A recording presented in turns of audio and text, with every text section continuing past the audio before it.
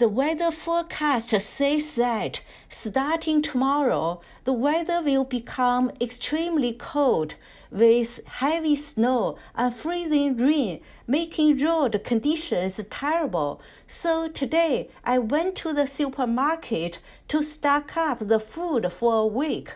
I bought pizza, milk, pork ribs, eggs, chicken, oatmeal, vegetables, fruits, and more.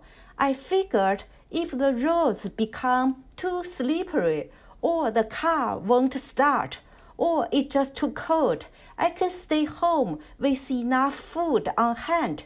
I also bought some yarn in case I get bored at home. I can crochet something to pass the time. I just hope the power won't go out.